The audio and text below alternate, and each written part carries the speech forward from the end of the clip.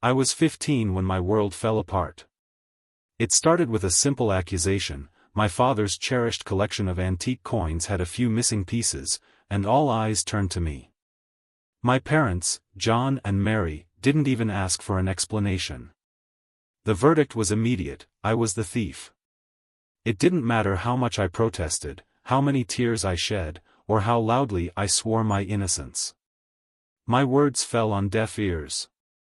The punishment came swiftly and ruthlessly. My birthday celebration was cancelled, the long-anticipated family vacation was called off, and my father's promise to teach me how to drive vanished into thin air. Each day felt like a walk through a storm where I was pelted with blame and disappointment. My younger brother, Ethan, watched silently from the sidelines, his wide eyes filled with something I couldn't quite place. Was it pity or guilt? What hurt most wasn't the punishment but the loss of trust.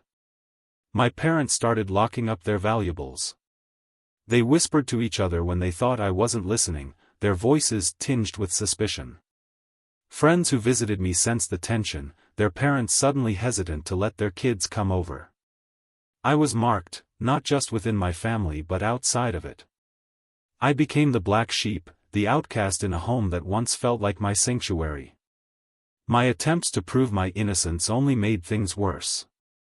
One night, I even offered to search the entire house, hoping to find the missing coins and clear my name. My father's response was chilling. "You've done enough damage," he said, his voice like a blade cutting through me. That was the moment I realized that no matter what I did, their minds were made up. I was guilty, and nothing could change that. I started withdrawing from everyone. The once vibrant family dinners turned into silent affairs where I pushed food around my plate while my parents ignored me. At school, my grades began to slip. Teachers noticed my detachment, but their concerned glances were just another reminder of how far I had fallen. The loneliness was suffocating, but it also gave me clarity. I began planning my escape. At 18, I could leave. No more blame, no more pain.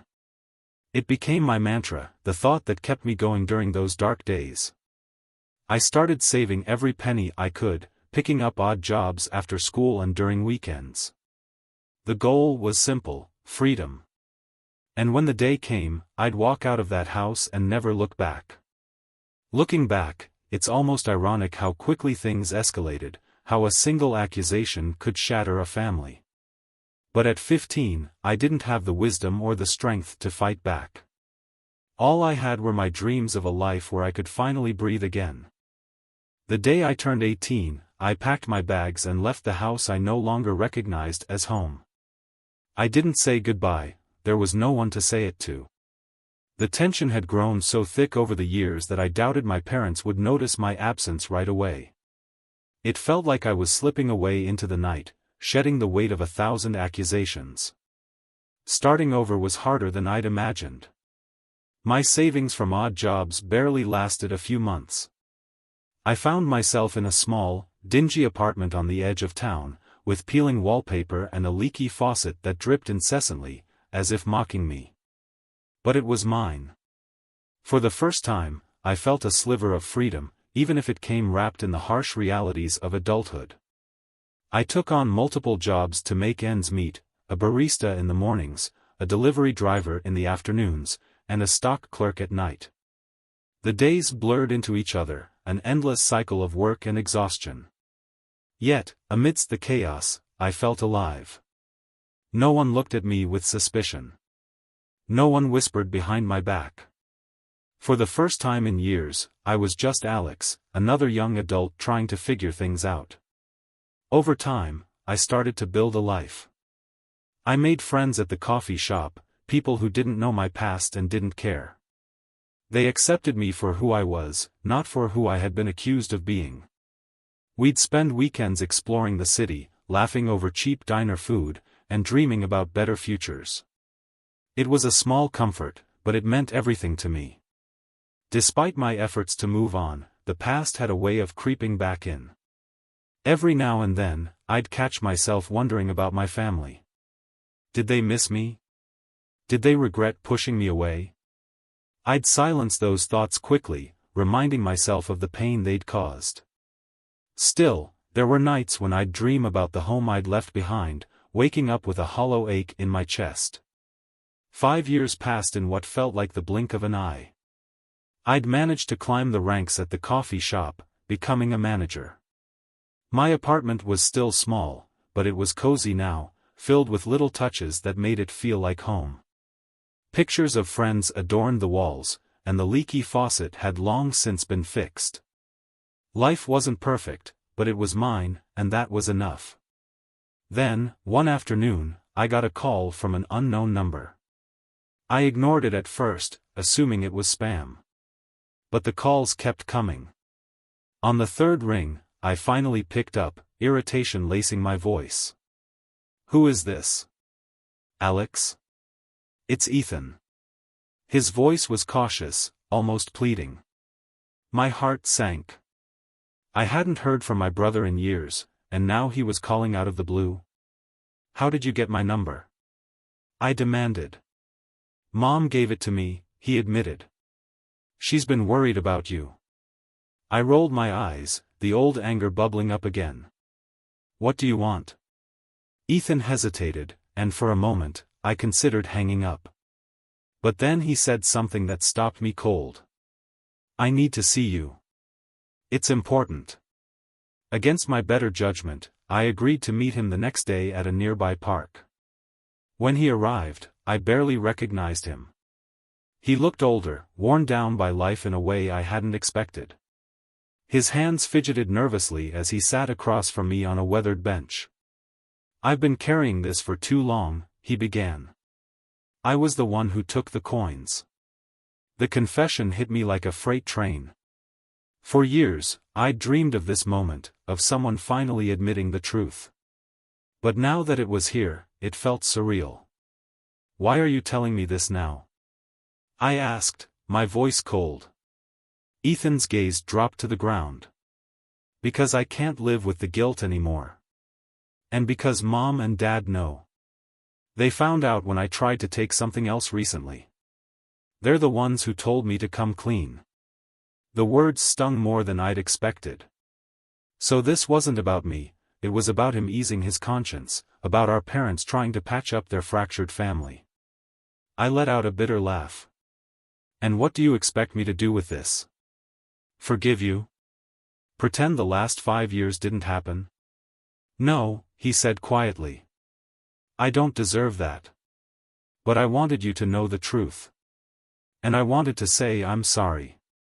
We sat in silence for a long moment, the weight of his words hanging between us. Part of me wanted to yell, to scream at him for all the pain he'd caused. But another part of me, a smaller, quieter part, felt a flicker of something I hadn't felt in years, relief. At least now, I had the truth. It didn't erase the past, but it was a start.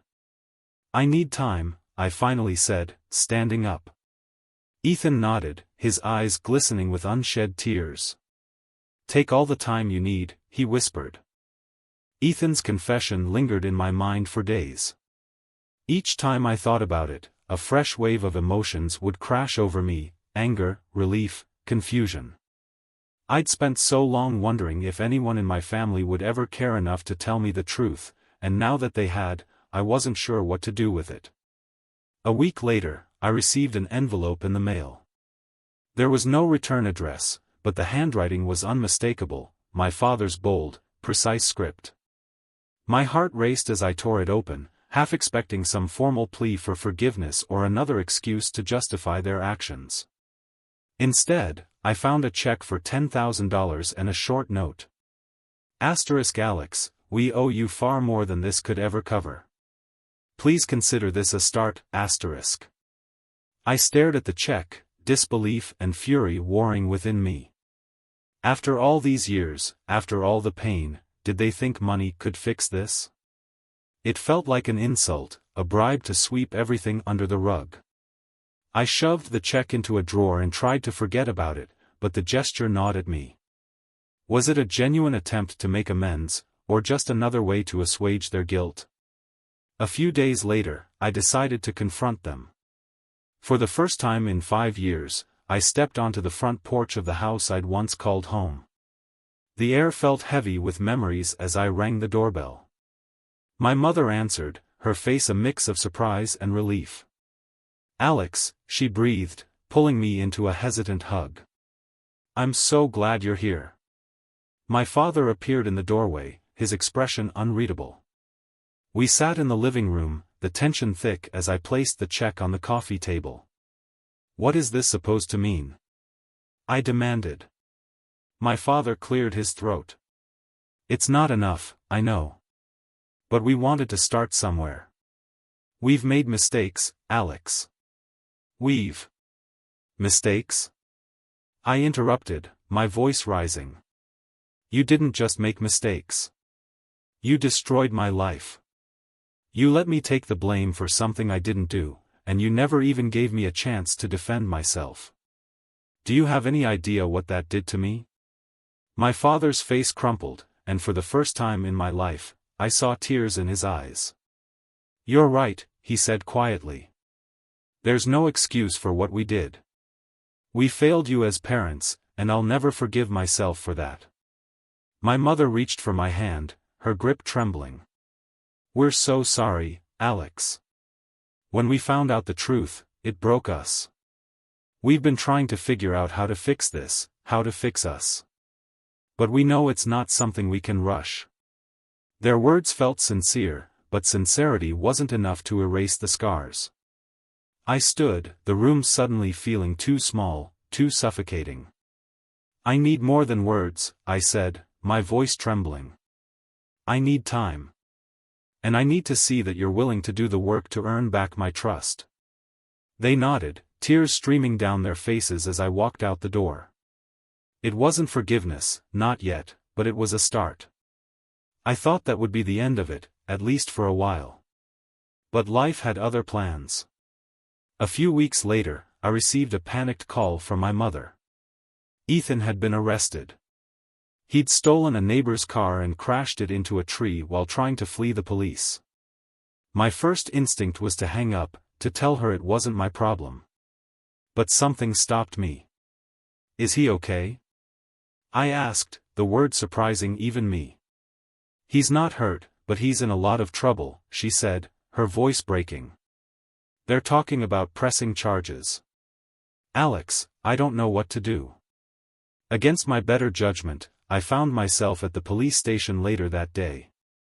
Ethan looked small and broken as he sat in the holding cell, his head in his hands. When he saw me, his eyes filled with tears. "Alex, I'm so sorry," he whispered. "I keep messing everything up." "You're right about that," I said, my tone sharp. "But this isn't about me. It's about you taking responsibility for your actions. You can't keep running from your mistakes, Ethan. Sooner or later, they're going to catch up to you." He nodded, his shoulders sagging under the weight of his guilt. I arranged for a lawyer, but I made it clear that this was the last time I'd be stepping in to clean up his mess. If he wanted a future, he'd have to earn it himself. Walking out of that station, I felt an odd mix of emotions. Part of me was exhausted, tired of being pulled back into the family drama I'd tried so hard to escape. But another part of me felt a glimmer of hope. Maybe this was the beginning of real change, for Ethan, for my parents, and for me. The days following Ethan's arrest were unsettling. I thought stepping in would bring some clarity or closure, but it only stirred up more questions. Why did I care so much? Why was I still involved?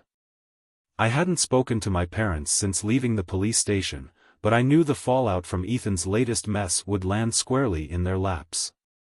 I tried to push it all out of my mind and focus on work, but the past refused to stay buried. One evening, my phone buzzed with another call from my mother. I hesitated before picking up. "Alex, please," she said, her voice frantic. "We need to talk. It's about Ethan." Against my better judgment, I agreed to meet her and my father at their house the next day. When I arrived, the atmosphere was tense. My father paced the living room, his face etched with worry, while my mother sat wringing her hands on the couch. Ethan was nowhere to be seen. "What's going on?" I asked, crossing my arms. "It's worse than we thought," my mother began. "The neighbor is pressing charges, and Ethan might be facing jail time." My father stopped pacing and turned to me, his eyes desperate. "We need your help, Alex. He listens to you. Maybe you can talk some sense into him." I let out a bitter laugh. "Since when does Ethan listen to me? And why is this my problem? He made his choices. He has to deal with the consequences." My father's face hardened. "He's your brother. Family sticks together. Did family stick together when you blamed me for something I didn't do?" I shot back. "You made it clear back then that I was expendable. Why should I come to the rescue now?" The room fell silent, the weight of my words hanging in the air. My mother's eyes brimmed with tears, but she said nothing. For a moment, I thought my father would explode, but instead, he sank into a chair, his head in his hands. "You're right," he said quietly. "We failed you, Alex. But we're trying to do better. Please, help us save Ethan before it's too late." The vulnerability in his voice caught me off guard. I wanted to stay angry, to hold on to my resentment, but a part of me couldn't ignore the genuine fear in his eyes.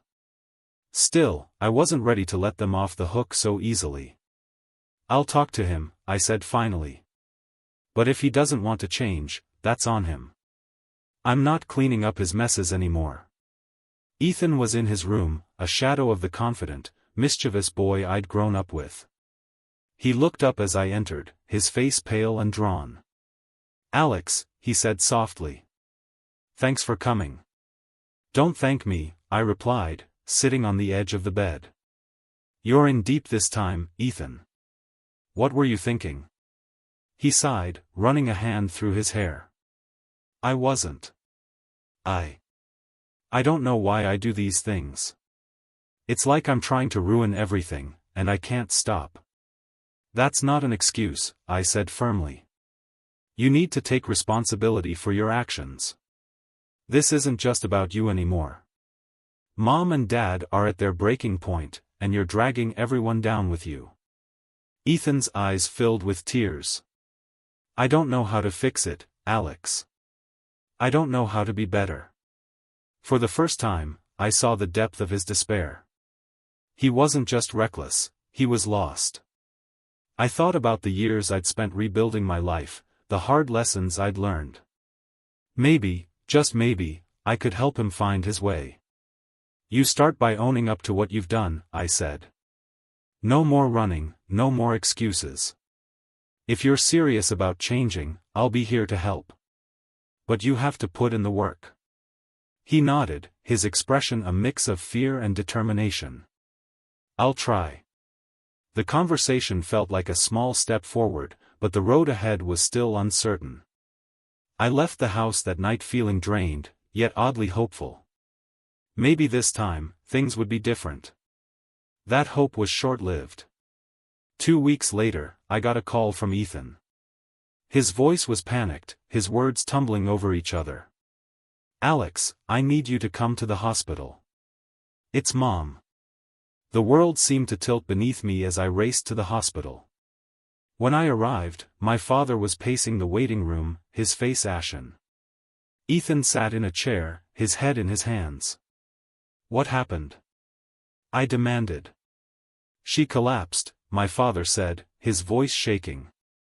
"The stress, the worry, it was too much. The doctors say it's her heart." Guilt hit me like a freight train. All the fights, the tension, the unresolved pain, it had taken its toll on all of us, but especially on her. As we waited for news, I realized that the time for blame and resentment had passed. If we didn't find a way to come together, we might lose more than just our family. When the doctor finally came out, his expression was serious but not grim. "She's stable for now," he said. "But she needs rest and less stress. Whatever's going on with your family, you need to resolve it. His words felt like a command. Looking at Ethan and my father, I saw the same determination reflected in their eyes. We had a long way to go, but maybe, just maybe, this was the wake-up call we needed to finally start healing. The wake-up call hit us all harder than expected.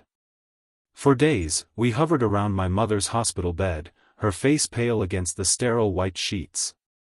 She looked so small, so fragile, and the sight of her hooked up to machines drove home a truth none of us wanted to face: we had let this family spiral out of control. Ethan and I rarely spoke during those long hours in the waiting room, but the silence between us was different now. It wasn't avoidance or resentment, it was understanding. We both knew things couldn't go back to the way they were, but maybe, just maybe, we could move forward. On the third day, my mother woke up. Her voice was weak, but her words were clear: "I'm done fighting, Alex. Done pretending we're okay. It's time for us to be honest, with each other and with ourselves." Her statement was a catalyst. Over the next few weeks, the four of us began the painful process of rebuilding. Therapy sessions became our new routine. Sitting across from a stranger who dissected every word, every glance, was uncomfortable, but it forced us to confront years of buried pain and unspoken truths. For me, the hardest part was letting go of the anger. It had been my shield for so long, my justification for keeping everyone at arm's length.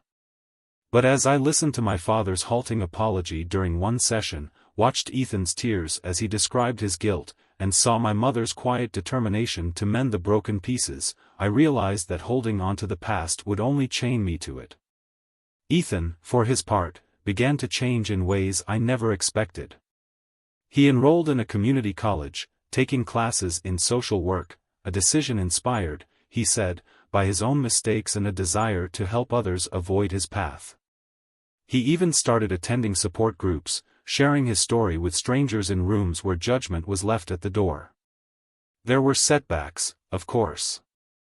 Old habits die hard, and there were moments when our fragile progress threatened to collapse. Like the night Ethan came home late, reeking of alcohol, and my father's fury boiled over. Or the time I snapped at my mother for bringing up the past, the wounds still too raw. But each time, we found a way to come back to the table, to talk instead of shouting, to listen instead of accusing. The turning point came a few months later, during a family dinner that felt normal. We laughed. We argued about who would do the dishes. My father told a terrible joke, and for the first time in years, I laughed so hard I couldn't breathe. It wasn't perfect, but it was real. As we cleared the table, my mother pulled me aside. Her hands trembled as she held mine. "Alex," she said, her eyes shining with tears, "I know we can never undo what we've done. But having you here, seeing you laugh, it means everything. Thank you for giving us another chance." Her words stayed with me long after I left that night. Forgiveness had always seemed like an impossible mountain to climb, but now I realized it wasn't a single act. It was a choice I'd have to make every day, a commitment to look forward instead of back. Months turned into a year, and slowly, our family found a new rhythm. Ethan's court case ended with community service and mandatory counseling, a sentence that gave him structure and accountability. My parents started volunteering at a local shelter, channeling their guilt into something meaningful. And me? I finally stopped running. One evening, as I sat in my apartment, a familiar envelope caught my eye. It was the check my father had sent months ago, still untouched. I picked it up, turning it over in my hands, and then made a decision. The next day, I went to the bank and cashed it. Not for myself, but to fund a scholarship at Ethan's community college, a small gesture, but one that felt like the right way to close the loop. Life didn't magically become perfect. We still had our struggles, our moments of doubt. But the difference was, we faced them together now. We weren't a family built on fragile lies or misplaced blame anymore. We were something stronger, something real. As I stood in my parents' backyard one evening, watching the sun dip below the horizon, I felt a strange sense of peace. The ghosts of the past still lingered, but they no longer haunted me. They were just shadows, reminders of how far we'd come. Looking back, I realized that our story wasn't about blame or redemption. It was about choice. The choice to confront the pain, to own our mistakes, and to fight for something better. And for the first time in a long time, I felt like we'd made the right one.